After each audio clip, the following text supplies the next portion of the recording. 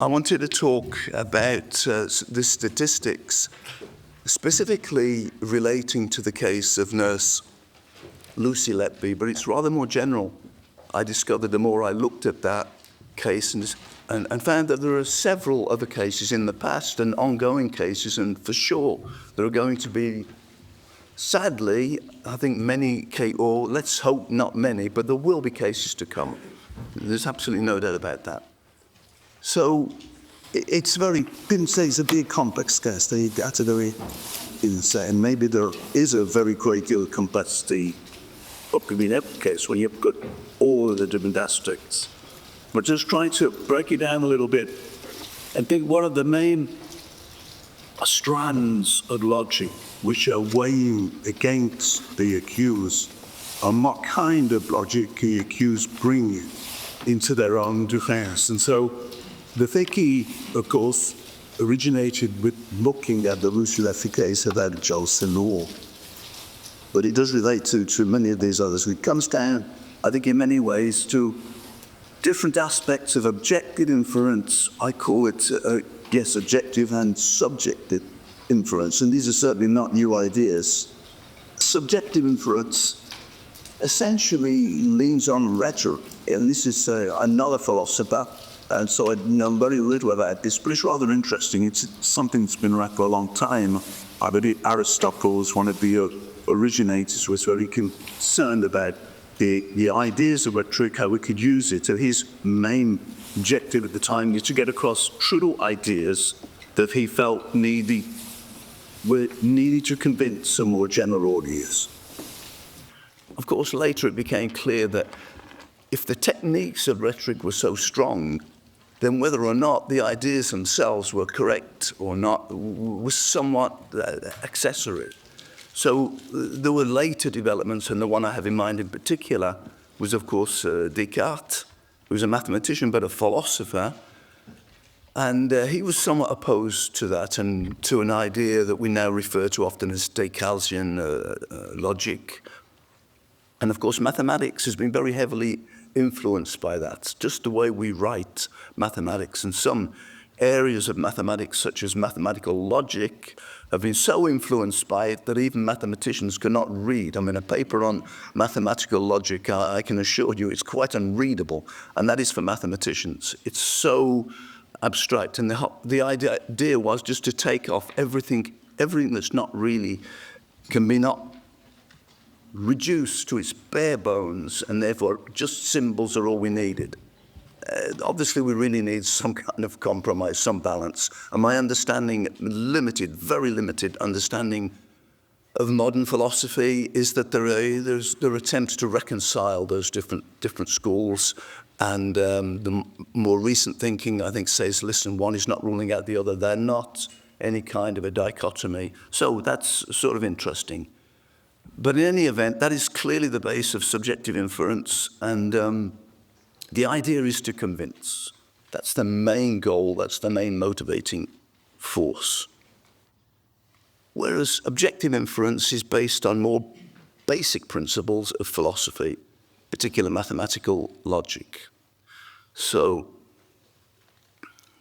we're not going to go too much over the history, and I'm not qualified really to discuss this, but my understanding again, anyway, is that some of these ideas go back a very long way.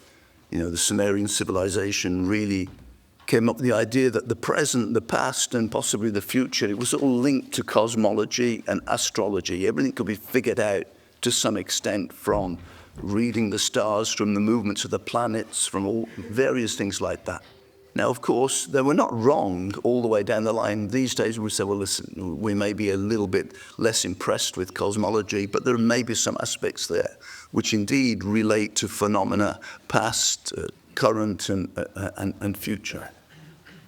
Then there are other things, such as reading tea leaves. Reading tea leaves, you don't see that very much these days, but this used to be quite popular. But anyway, the practice of reading tea leaves goes back a long way. This goes back to, as you might expect, to ancient China, because their tea still is the best.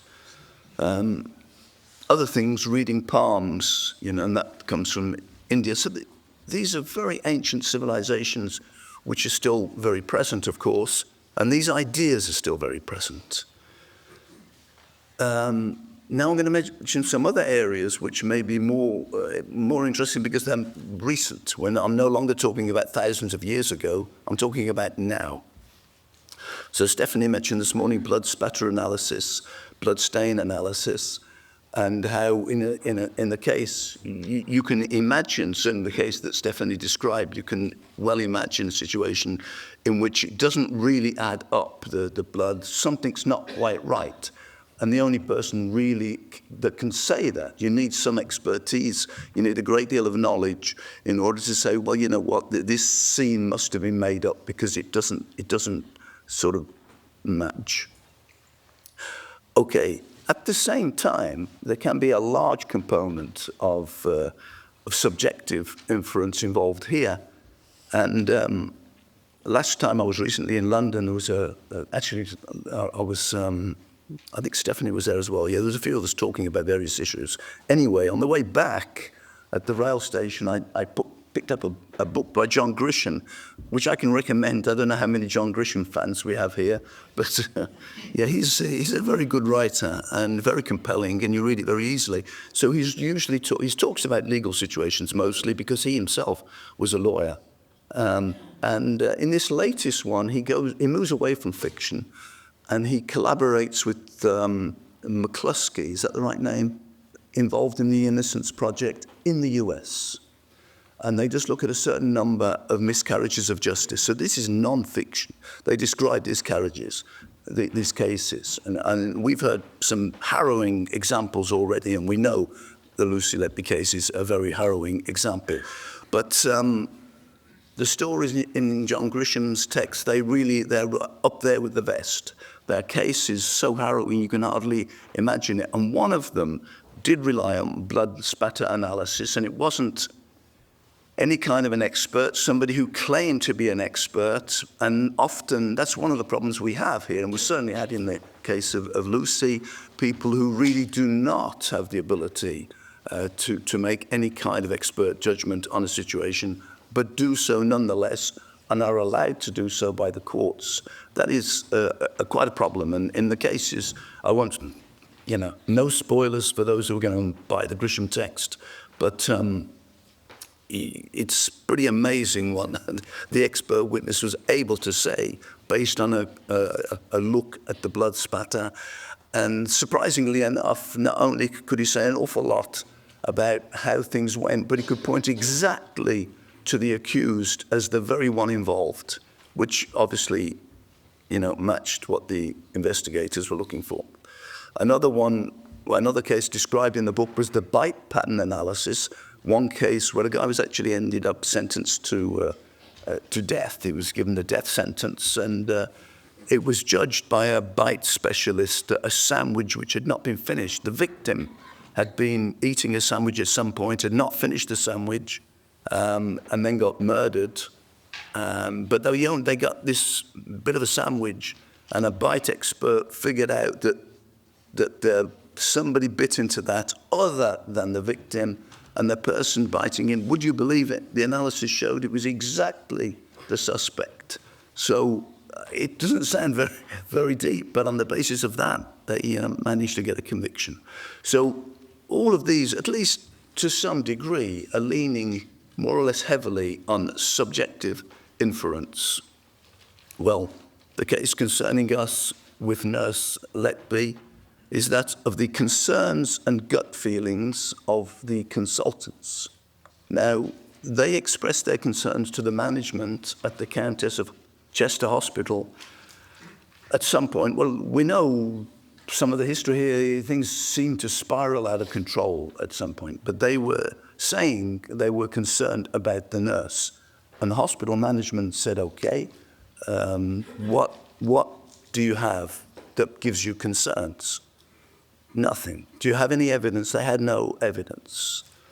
And so the management, I think very fairly, said, well, then these amount to no more than gut feelings, which they did. They were gut feelings.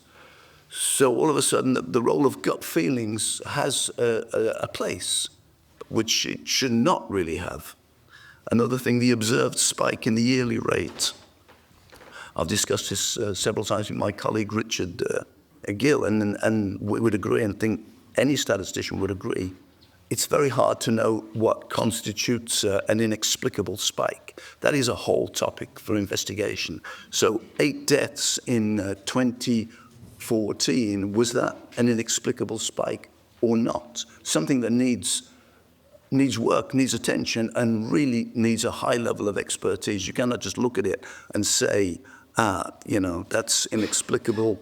The only possible explanation then has to be something else outside of all normal explanations. A crime has been committed. Essentially, that's what's happened. We could say more about that, but given the limitations on time, I will not. I'm going to focus on the second aspect in the Nurse Letby case. And this is very interesting, by the way. In so many other cases like this,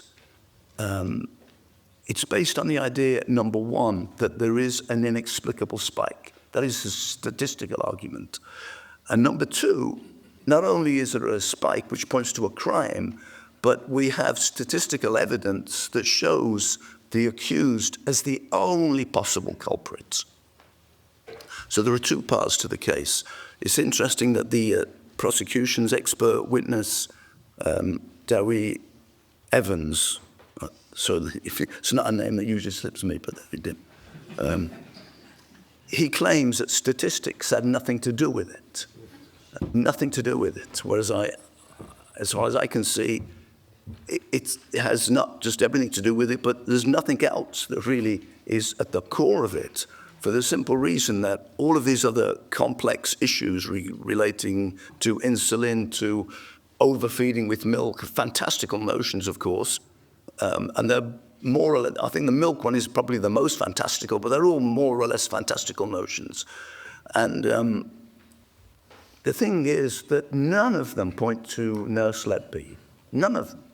So even if we agree with them, we may agree to all sorts of fantastical ideas, but they do not point at Nurse Lucy Letby. The only one thing pointing at Nurse Letby was the statistics.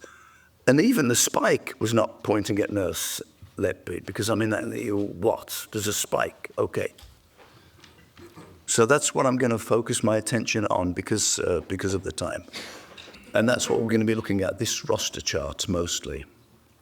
There are other areas, and this is not my field at all, the areas of psychology, because not only does this crime, nobody saw anyone doing anything wrong, and they recognize that there were no witnesses, and there was no material evidence initially. They're building up the case later on via speculation of how these things may have happened, but there was no material evidence.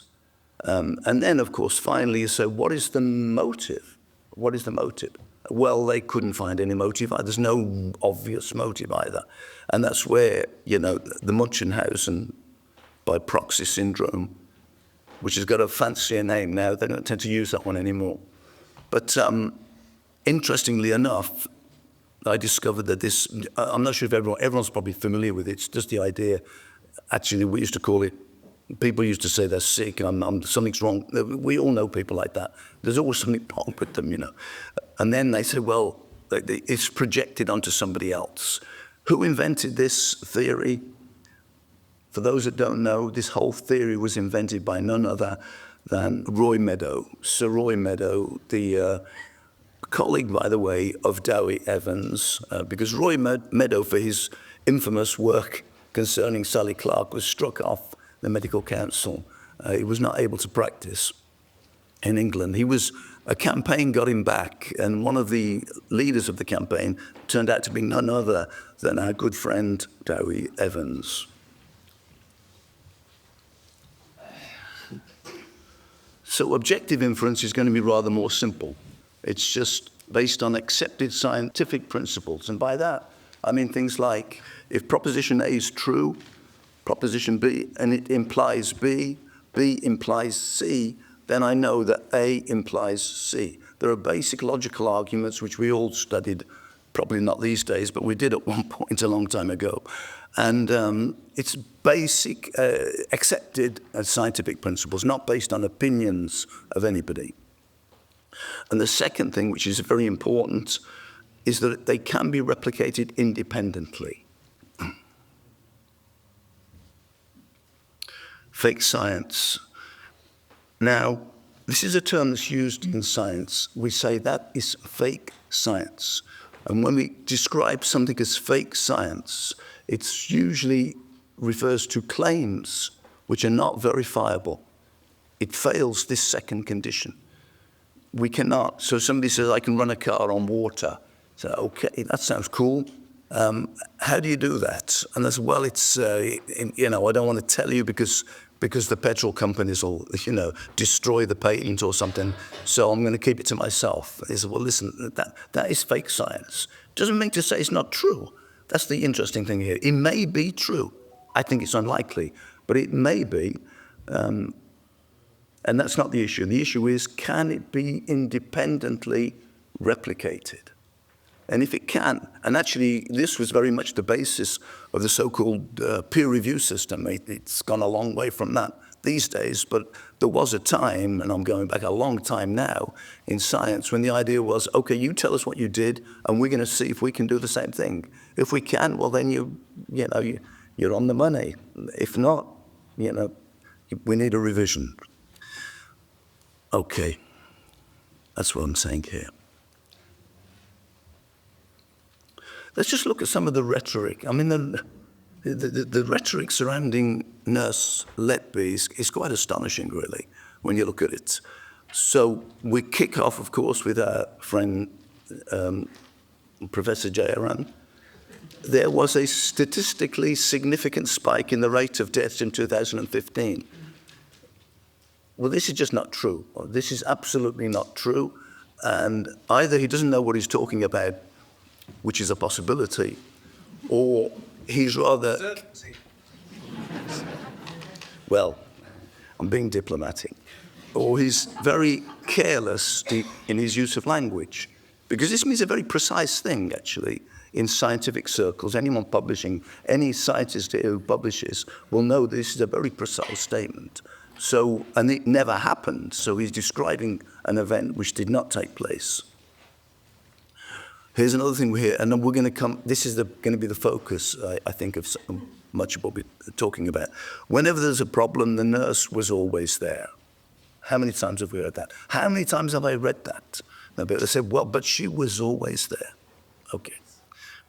And then, of course, as was mentioned earlier by more than one of the presenters, the contradiction of the pathologist's work. This is astonishing, And Stephanie talked about this, going back and reevaluating the cause of death, not only the cause of death, but the manner in which the death could. This is astonishing. I mean, it really is quite astonishing when you think of it. And of course, at every turn, linking this to the nurse in question, Then the behavior, notes, all of that. All of this, common denominator, that's the same as she's always there when there's a problem. And this is from one of our journalist friends, I believe, from the BBC, what's her name, Judith something. The probability of being present for so many deaths is vanishingly small. Where did that come from? Where did she get that? She just made it up off the top of her head. But it's convincing. This is rhetoric. It's convincing. It's sound. You think, oh, wow. But where did it come from? Did she do anything? Did she ask did she ask anyone to look at this and determine whether or not these things are vanishing? And what exactly? Being present for what? Where, when? I mean, it's full of vagueness. It's just nothing but rhetoric. And of course, the final thing was when she was removed from the unit, then the deaths dropped dramatically. Aha, there we have it. I've heard this I've seen it written many times, and I've certainly seen people express that. When you explain to them that the unit was downgraded at the exact same time and was no longer treating anything like the same level of acuity among the babies, they said, well, they saw this somewhere. Okay. So all of this is pure rhetoric, and that's it, no more than that. So the hard evidence, here's the hard evidence against Nurse Letby. I think everything else there should have been dismissed immediately. And the hard evidence, well, it won't be dismissed immediately, but it will be dismissed pretty quickly. So this is what the jury saw. And the first time I saw the charts, I myself thought, wow, the reason I initially was favoring the case of Nurse Letby without knowing anything really about it was, I said, I've seen this before. I was thinking of Sally Clark. And I said, this sounds a little odd, And, but then somebody showed me this chart. I said, but look at this, how can you explain that? And when I saw it, I thought, wow, that does look interesting.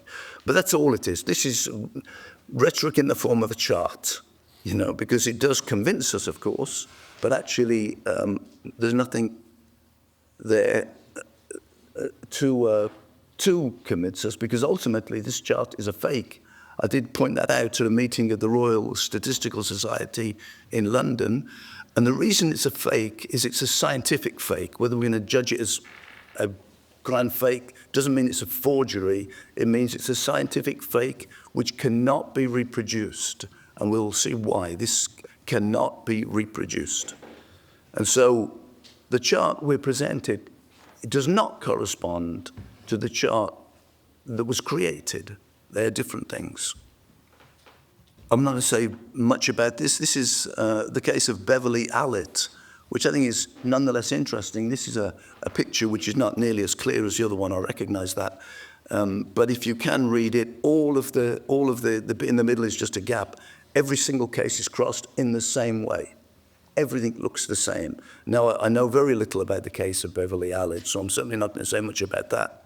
But I think there has to be a question mark there. I feel relatively confident that given all of this information, if I had the same information that I had with Nurse Letby, I feel that this chart is also a fake. In other words, it does not correspond to what the jury believed it corresponded to. And we're going back a long time now. Beverly Allett, I'm not sure how long ago, but a long time ago, maybe 2 decades, I don't know. So then, this was the evidence. This is the only, in inverted commas, concrete evidence. Is it so important? Well, according to the BBC, it was a key part of the case, a striking visual symbol of the case against her. So that's, at least the BBC were convinced. Does that impress us? I don't know, but they were convinced. The third wall inquiry heard that Lucy Letby was 80% more likely to be on duties when babies collapsed at the hospital. Again, as a statistician, you'll say, 80% more likely than what? Exactly. And where did that number come from? Where did that come from? I don't know who gave that evidence. Somebody did somewhere. But what does it mean? It doesn't mean anything. But again, this is rhetoric. It sounds good. You think, oh my gosh, 80% more likely. And people don't take that extra step. They should. We should. We really need to. More likely than what? Can you say more likely than what? Well, not really. Well, okay. Let's then move on, And of course, the chief prosecutor said that the staffing rotas revealed a clear correlation between the nurse's presence and the sudden unexplained collapses or deaths in her care. He's going a long way there, of course. A clear correlation, okay. Let's check up on that. And then he adds to that, which is rather interesting, because the argument from the chart is that when something suspicious happens, then Letby's there. Now he's saying something different. From a statistical angle, he's inverted that. He's saying when she shows up, something suspicious is likely to happen. It's the other way around. And we can check that, and indeed I will show him that these arguments are simply not true. Okay. So all of this adds together to confirm or to reaffirm, to underline the fact she was always there, and that's repeated so many times. And so people think, of course, you have to assume that there was a crime taking place. If there's no crime, then you stop there. So we assume that there's a crime. They've got everyone on board with that. There's a crime. So it's fair enough. If there is a crime, there's only one small remaining question. Who could have done it? And, these are tiny, tiny babies, premature babies. There's not many people have access to them. It's very limited, the number of potential people that could access those babies is rather limited. So the only question then is who? And he says she was always there. End of the story.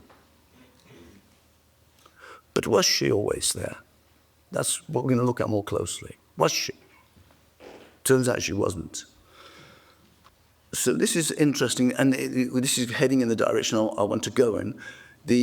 All 61 events which were evaluated by the chief witness for the prosecution, Dowie Evans, and of course, on the basis of that, he puts together this chart. Now, I'm making some statistical assumptions, but a very defendable one. These, on the bottom, you'll see 1 to 38. That is nurse 1, all the way up to nurse 38. Okay, we're looking at them. And what I'm doing is, I'm filling out part of a table which is missing. I only have the suspicious events, suspicious as defined by Dowie Evans. I need the non-suspicious. There were 25 suspicious, and that changed quite a few times too. There were 24, 23, but it ended up as 25, okay, and 36 non-suspicious events. So if we look at all of those, what is the presence? And this is what it looks like for everyone. Just ignore nurse 23 in the middle. I'm going to try the dots if it works. No. Maybe that's me. Does it work? Never mind, you can probably see it. Everyone else, I'm just making an assumption that it's independent. If the nurse is present, then whether that is deemed suspicious or not suspicious is independent of the nurse for all the non-suspected nurses. It's a fair assumption, but one that can be discussed. And if we look at all of those nurses together, this is what we see. That was an analysis I carried out with a colleague. This is what it looks like. What are their probabilities of being of an event being suspicious, given that they are present for one of those 61 events. And then you might spot the one outlier, 23, corresponds for nurse Lucy Letby, who's 100%. To get that figure, 100%, we have to make an assumption. That assumption is that for all non-suspicious events, she could not be there. She was never there. So the thinking is fantastical thinking. It means when she's there, only suspicious things can happen. She cannot be there unless something non-suspicious can take place. Well, of course, that is a ridiculous assumption. And if we just say, let's go for something more reasonable, and we say, let's just say for non-suspicious events, Nurse Letby looks like she would normally. We know her hours, we know what she does. Let's just put that in there. And if you do put that in there, that spike would just disappear. I mean, it's just going to be lost in everything else. Now, the interesting thing about this data, I've had to complement it, but essentially everything is based, every single thing is based on that original chart. We're not inventing anything. We're saying we've got two things. There's the chart and there is the assumption for the non-accused nurses. They are as likely, their presence is unaffected by that. So if they're present and an event takes place, it could be suspicious or non-suspicious, but it does not depend on them.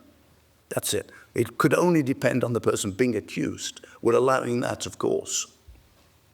But we can show the same data, which would lead us to conclude, well, the evidence, at the very least we can say here, is that there is nothing very compelling about even this is not so compelling because there's a lot of variability in all of those other presences, which is just neglected entirely. So let's return to the chart. So all of that is using the same data present in the chart. Well, what we learned from David Rose and Peter Elston was that that chart was built up over a number of iterations. The original chart, they detected at least 10 holes in the chart. Now, this is not exactly the chart, because when you've got a hole and you take it out, the whole row will disappear. So we end up with something looking a bit different. But this is just to give you the idea of what it would look like. And that is only 10 gaps. There were more, but they've got at least 10 gaps. You can see things look very different. What happens, of course, and this is down to confirmation bias, selection bias, confirmation bias. When they see there's a gap, they say, oh, well, that maybe it's not as suspicious as all that. It looks suspicious, but now that we think about it. And there was some cases, I think, asphyxia, being smothered, I mean, essentially asphyxia. That's got to be a prime case for being suspicious, because it's so easy. Why do all these elaborate things when all you need to do is, anyway. But that was reclassified because it turned out that the nurse was not present that day. Okay, so what happens here? There will be several iterations. We add new cases, we take away certain ones. And this is the fake chart that we get, the one we were just looking at. Everything's filled in. That is the fake chart shown to the jury. So what did the jury see? And this is just my opinion. I mean, I wasn't on the jury. But what did they see? I think that's what they saw. My suspicion is that is what they saw. It's certainly what the everyday Joe saw when he was looking at it. That's what they saw. And more deeply, that is what they saw. So all of this other information, they didn't even, not only did they not take account of it, they were essentially even unaware of it. It just didn't, it was irrelevant. It's actually highly relevant, but it was treated as though it were not relevant. And that's all that matters. And on the basis of that, well, you know, they'll say anytime there's something suspicious, she happens to be there, 100% of the time.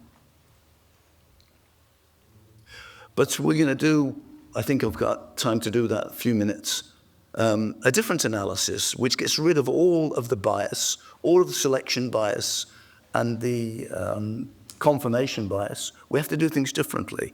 And we have to do it the opposite way around, actually. What I need to do is I look at that line, you know, and boom, that's what I do with that, gone. So nurse 23, by the way, is nurse Letby. It just became more convenient to refer to the nurse, because in this work, if just the name Letby is like a lightning rod, it causes problems. So in an academic analysis, I do not name anyone. I just talk about events and the numbers of the nurses I present. But this is the data. This is the same data. So if we take out nurse 23, it's gone. There's nothing there. What remains, I can analyze and carry out a statistical analysis of what's left. And the bias has gone too. So what am I going to do? I'm going to build a simple model, very simple. But what we need to know, it sounds, of course, when you talk about building a model straight away, unless you're used to doing this, and people, you know, statisticians and epidemiologists, they do this all the time. But what does it mean more generally? When you build a model, it just means you're agreeing to certain assumptions. That's all a model is. It's no more, no less. We follow Descartes, we want to write it down mathematically, but we're just agreeing to certain assumptions. So what are those assumptions we're agreeing to? Well, here they are. Number one, the inference will not depend on how the events are labeled. Now, that sounds very reasonable. And in fact, the reason I came up with that was I thought, well, I've no idea what one corresponds to. Is one the first event in time? Two, and maybe some of them were, but maybe others were not. We don't really know. And certainly in other cases, we don't know. Was it the first one put forward? That numbering 1 to 25, well, 1 to 61, all of the events, suspicious and non-suspicious, we don't know exactly how they're put together. So I want my techniques to ignore that. In other words, if I shuffle the information around, the answer has to be the same. If not, then that's a suspect technique. It does not depend either on the number of non-suspicious events. So if I add to the non-suspicious events, and I go from 36 to, say, 100, I don't want my answer to depend upon that. So that's another important thing. And here's the thing I was mentioning earlier. The probability of presence for non-suspected nurses is independent of whether an event is deemed suspicious or not. That is a strong assumption in statistical theory, but it's a very reasonable one in this particular context. It buys us a lot, actually. Number one and number three, they buy us all we need. They buy us a lot. At non-suspicious events, we're going to say, for the suspected nurse, for nurse 23, will be the average time on duty for everyone else as a start. And we can play with that. We can change these if we wish, you know. Now, here's something that sounds a little bit technical, and it is technical. The probability of presence for the suspected nurse relates to that of non-suspected nurses via what we call a proportional hazards transform. Richard will know very well what I'm talking about, but maybe not many people will. This is just a statistical model. For those who work in clinical trials, you will have seen this model a lot because it's used all the time. Actually, with a colleague at the Memorial Sloan Kettering Cancer Center in New York, we reviewed a 3 years' work of the New England Journal of Medicine, clinical trials with an endpoint of survival. And more than 80% of those studies were leaned on the proportional hazards model to obtain their results. So this is a very popular, commonly used, solid model used in epidemiology and statistics. But in our case, we have a great advantage in that assumption number 5 is a direct result of number 1. So if I assume that I can permute the labels of events, then number 5 is not an assumption, it's a consequence of that. And this is just it sounds technical again, beta binomial density, what's that? It's just a representation. It's not really an assumption. We'll see that in a second. So this is the only page with a hint of mathematics in it, and it's very minor, but it follows on from the previous page. So these are the things we need, the cumulative probability of being present. So I choose a random nurse. What is the probability that he or she were present for 1 or more events? What is the probability that they're present for 2 or more, 3 or more, 4 or more? We need to come up with some notation for that. And less is just the mirror image, you know? So we're going to call it F0J for a randomly chosen nurse, F23J for nurse 23. When the events are suspicious, we're going to call it G0 and G23. And for non-suspicious, H0, H23, we have that. And what we more or less were saying earlier on, and we can show this mathematically, we get this simple result, that all of these things are all the same for the set of non-suspect nurses. So this allows me to use all of the information in the chart to get a very accurate summary of the survival experience of all the non-accused nurses. And then what I'm going to do is to, again, assumption number 1, will allow me to estimate what we call the relative risk, which pops up again a lot in clinical trial methodology. And it's just a ratio of the 2 survival curves. So one I can work out without bias, I know that, and the other one I can work out via this transform. So all of these assumptions that caused initially the confirmation bias and the selection bias, those have gone. And this is something, the RR is the relative risk, OR is the odds ratio, but we get a result there that we can use. So it's not so important for us, but we're going to use that it's just a technical result, and this is what we get, which is the red line is just the beta binomial. It's a fit to the data. But if I didn't come up with a model like that, you can come up with a different one. It's never going to be that different from that. And actually, you can come up with a non-parametric analysis where you do not even need to fit a parametric model. And you get all of the probabilities going with that. We're just modeling them. So we can then use that modeling to, I'll try and wrap up fast. I just have a minute or two, I guess. Sorry, I'm nearly there. So on the basis of that, I can work out the survival distribution. This is for the presence probabilities of the non-accused nurses. And we can see to get 25 or more events is very, very small, 0.013 already for them. And I can use my transform now. So the black line is that same line for the non-accused nurses. The blue line is nurse 23, based on those calculations. Now so you might say, wow, well, there's a bit of a difference here. There certainly looks to be a difference between those 2 curves. We look at the left-hand curve. Now, the shaded area is giving us the mean. That's the area under the curve, and we give the means up there. So there certainly looks like a difference. You think, wow, nurse 23, one way or another, she's not there 100% of the time, as was implied. This is around 10%, which is very, very far from 100%. But nonetheless, it does look to be rather greater than the other shifts. However, that does not account for the fact that all of that particular nurse, nurse 23, was working more on average, quite a bit more on average than the other nurses. So if instead of comparing with everyone, we just compare with nurses working more than the average, that's on the left, and then those working in an equivalent number of hours on the right, all of that difference disappears entirely. So the conclusion is the statistical evidence is worthless. And the reason I chose the word worthless was I'm quoting Lord Judge Jackson, who referred to Dowie Evans' evidence as worthless ahead, and of course he was correct. So that's why I used that. There was no evidence of a spike, and I'm not really gone into that here because there's no time, but we can show that there is no evidence of a spike. Certainly, the Countess of Chester was one of the poorest performers, and the report of the Royal College of Pediatrics and Child Health in 2016 outlined all of the problems. So it was like a perfect storm. These things coming together. It's like an airline crash. You know, whenever you any airline investigator, there's never one thing, never ever. There's always a whole bunch of things that just happened, and I think it's very much the same. There were just too many things all happened at the same time. So the roster chart is also worthless. It is a scientific fake because it cannot be reproduced.